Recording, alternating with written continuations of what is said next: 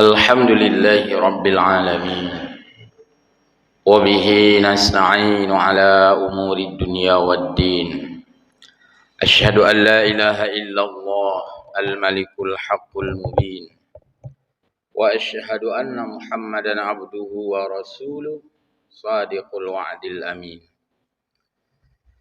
Hamba Allah muslimin jamaah salat subuh Masjid Jami' yang mulia, senantiasa kita memuji Allah Azza wa Jalla. Hingga hari ini kita sudah berada pada bahagian pertengahan bulan Sya'ban yang tadi disampaikan momen nisfu Sya'ban, dan oleh Allah Subhanahu wa taala senantiasa membuka ruang, memberi waktu, menyediakan kesempatan. Tidak ada Allah membatasi kesempatan untuk kita berbuat baik walaupun kita setelah berbuat jahat. Tidak ada satu larangan kebaikan karena kita mantan berbuat jahat. Dalam paradigma agama, dalam versi daripada ibadah, maka semua kondisi Allah terima. Tidak ada yang tertutup dan tidak ada yang terbatas. Pada Rasulullah sallallahu alaihi wasallam kita menyampaikan selawat beriring salam atas tuntunan dan mau'izahnya di dalam kehidupan kita, menghabiskan waktu dan usia, dan itu adalah pasti akan habis, pasti akan berakhir. Dan habisnya usia kita semoga tidak gamenya daripada amal kita, tidak endingnya daripada ibadah kita, tidak endingnya daripada iman kita. Fisik kita saja yang berakhir. Semoga amal kita, jasa kita, budi baik kita, itu semuanya masih Allah hidupkan. Tombolnya selalu on. Fisik kita sudah off, tapi tombol amal tetap saja on. Mudah-mudahan kita adalah orang yang selalu on dari segi amal ibadah. Walaupun fisik kita kadang-kadang dalam kondisi off atau emergensi yang berbahagia atau sakit. Beberapa saat ke depan, insya-Allah kita akan memasuki bulan yang sangat mulia. Bulan di mana Allah menggandakan, mendabelkan, melipat gandakan pahala-pahala dan amal ibadah kita. Di sini kita ingin melihat kemurahan Allah Azza wa Jalla dalam memberikan pahala kepada kita. Saat satu ibadah kita kerjakan, tidak menghentikan ibadah yang lain. Misalkan di dalam kita melaksanakan ibadah puasa full satu hari penuh, min tulu'il fajri, sejak keluar fajar, ila ghurubis syamsi, hingga masuknya matahari, lebih kurang 14 jam.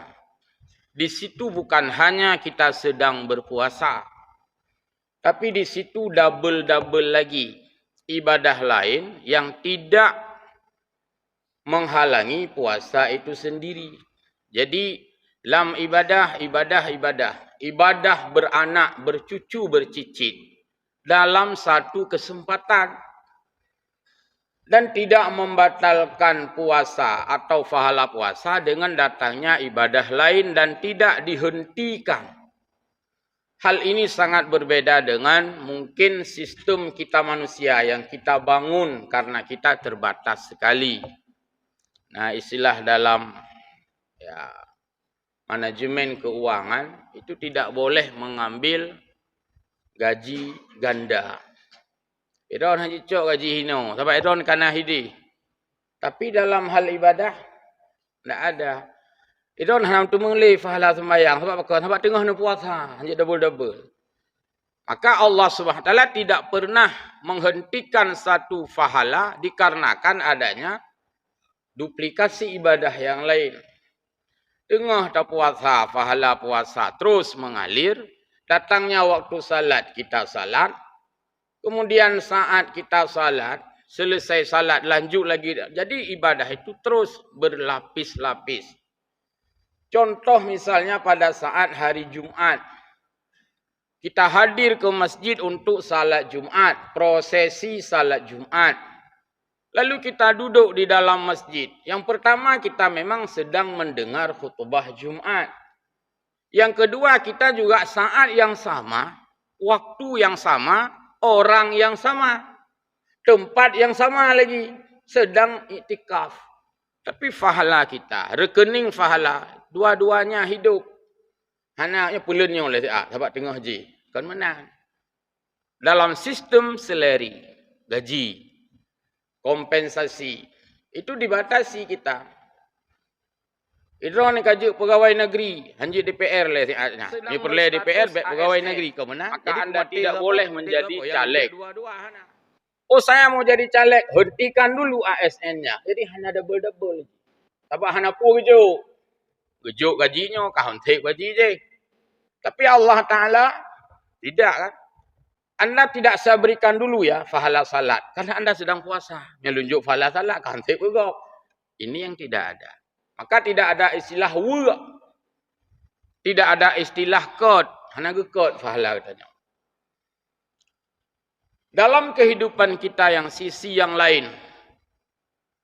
Kita kadang-kadang tidak diterima menjadi orang baik. Kalau kita mantan orang buat jahat. Coba dilihat dari persyaratan-persyaratan. Ini bukan kita katakan salah. Mau saya sampaikan. Itulah kita manusia, tidak sama dengan cara Allah. Allah begitu welcome. Allah begitu openness. Terbuka. Uhoilam. Ya Allah. Saya orang berbuat maksiat. Apa saya boleh ibadah? Kan hanya larangan. Anda tidak sah salat. Karena anda pernah berjudi misalnya. Hanya ini. Anda tidak sah salat karena anda pernah berzina misalnya. Tidak ada. Tapi dalam kehidupan kita kan kita batasi. Karena kita manusia. Contoh misalnya. Ada formasi-formasi. Yang misalnya ada rekrutmen. Kan hinan nama tulis. Persyaratan-persyaratan. Persyaratan mau menjadi pulen. Di situ ada misalnya poin. Tidak pernah dihukum pidana misalnya. Karena itu adalah orang berbuat jahat. Tidak pernah menjadi mantan narapidana. Karena saat dia jadi orang berkaitan dengan pidana, dia sedang dalam jahat. Ketika dia sedang jahat, dia ditolak jadi orang baik saat itu. Hawa tu kerja kenan. Cuma ilung hansip syarat ke kun. Hai kerja kan hansip syarat. Pernah hidrop 25 tahun ke kun. Oh. Jadi setelah berbuat jahat, terhalang kita berbuat baik dalam kesempatan yang lain. Tapi Allah Subhanahu wa taala membuka ruang seluas-luasnya. Orang salat itu diterima walau dia mantan pidana. Orang salat itu diterima oleh Allah walau dia mantan pemabuk. Orang salat itu dia diterima walau mantan koruptor. Orang salat itu Allah terima walau dia mantan kejahatan kriminalis atau pelaku sadisme. Dibuka ruang oleh Allah. Inilah makna kemurahan Allah Subhanahu wa taala. Yang pertama, memberikan ibadah ruang pahala berlapis-lapis, double-double. Dumpat je cok pahala itunya. Dan tidak ada satu orang pun yang memprotes. Hal ini tentu akan kita protes pada saat kehidupan kita yang bukan dalam versi ibadah. Nyatanya kata protes. Ira buat ku egaknya. Puji ku rata lungki copeng gegaknya. Tino pigaknya copeng, sideh pigaknya copeng, buat panitianya pigaknya rata lungki mandum habis gerabai egaknya. Urang lain bengeh. Tapi menyoba ibadah sang belum ada. Saya malas sekali lihat dia. Kenapa? Dia salat pun dapat pahala. puasa pun dapat pahala, baca Quran pun dapat pahala. Maunya jangan boronglah pahala. Hana ya. Bahkan kita kagum kepada orang-orang yang memborong secara grosir pahala. Jadi kita harus sedikit punya hasrat dan sedikit kita harus punya obsesi. Rasa ingin memiliki, bahkan kita sangat baik menjadi pemborong pahala. Karena Allah menyediakan waktu dan ruang tanpa batas. Hamba Allah jamaah salat subuh yang berbahagia. Karena itulah maka setiap ruang dan kesempatan yang Allah sediakan kepada kita, kita tidak pernah terkekang, tidak pernah terhambat selera ibadah kita dengan ibadah yang lain. Bahkan bukan seperti alerginya suatu makanan yang kita makan. Hana laganya ibadahnya hana. Contoh, saat orang-orang, ini saya baca-baca di buku kesehatan. Bahkan beberapa hari yang lalu saat musim durian, itu kan beredar informasi versi kesehatan, ditulis di sana. Ada beberapa makanan yang tidak boleh dimakan setelah makan durian atau bersamaan dengan makan durian. Na larangan, na pantangan. Saat Anda makan durian, Anda tidak boleh minum sprit misalnya.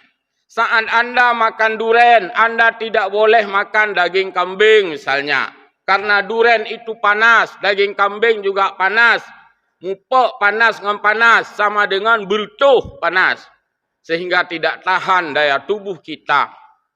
Kapasitas ketahanan tubuh kita tidak tertampung. Maka saat tapajuh sebuah makanan, nah larangan makanan lain saatnya. Saat Anda makan semangka, Anda tidak boleh minum susu. Kalau yang jenis-jenis mabuk, makanan mabuk. Tapi dalam ibadah, hana mabuk ibadah. Umma mabuk ibadah pakai. Tengah ku puasa, aku pajuh. Tengah lem puasa, kalau buat Quran. Mabuk. Hana.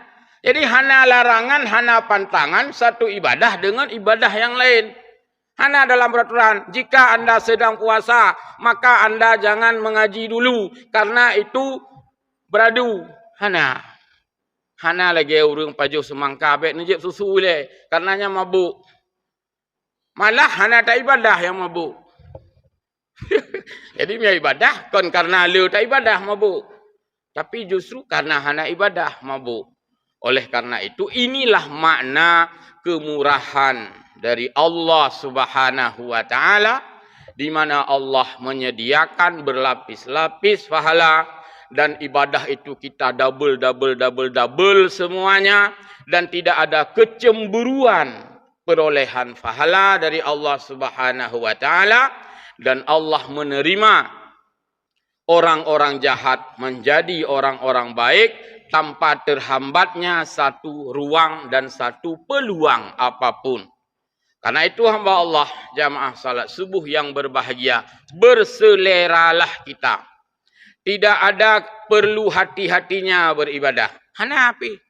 Hai, belihan letak ke pajuh kameng, pakan asam urat. Oh nyo, lu pajuh BU untuk mengambil asam urat. Nah kata-kata pelihan. Nah kata-kata hati-hati. Bahkan perlu tensi dulu. Kita nak je suatu intensi tile. Ipariksa darah-darah tile. Miikun oh ini nyonya boleh. Man ba ibadah ke hana? Periksa darah tile. Nyo putra dak lu nak sembayang. Bupreh le periksa darah le. Uman. Drone hanjut sembayang pakon darah rendah. Hana. Malah hana sembayang darah rendah. Umai drone hanjut sembayang le darah tinggi. Hana. Umai drone hanjut nonton TV pakon mata plus. Irone hanjut nonton TV le mata min. Tidak ada hambatan apapun dalam beribadah. Sehingga ruang inilah yang menjadi peluang yang terbesar kepada kita manusia. Kemudian hamba Allah, jamaah salat subuh yang berbahagia. Saatnya kita sedang, ya mungkin bagi para caleg sedang menantikan hasil quick count, ingin melihat bagaimana real count, bagaimana hasil. Kita sebenarnya juga di dalam kehidupan kita ini, kita semuanya sedang di quick count-kan oleh malaikat. Dan juga kita akan ada real count.